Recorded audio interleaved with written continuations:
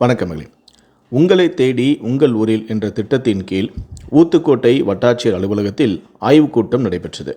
இதில் கலந்து கொண்டு திருவள்ளூர் மாவட்டரான ஆட்சியரான பிரதாப் பொதுமக்களிடம் மனுக்களை பெற்று அதற்கான தீர்வை கண்டு கொண்டிருந்தார்.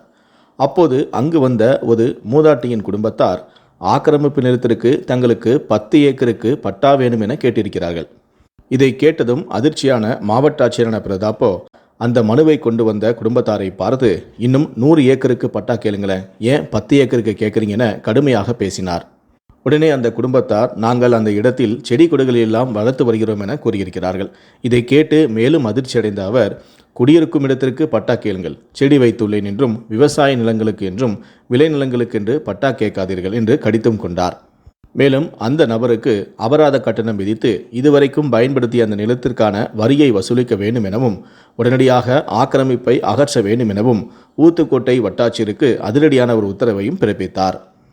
ஆக்கிரமிப்பு நிலத்திற்கு பட்டா கேட்டு வந்தவரை 10 ஏக்கருக்கு பட்டா ஏன் கேட்குறீங்க, 100 ஏக்கருக்கு கேளுங்களே என ஆட்சியர் கடித்து கொண்ட அந்த வீடியோ தான் தற்போது சமூக ஊடகங்களில் வைரலாக பகிரப்பட்டு வருகிறது.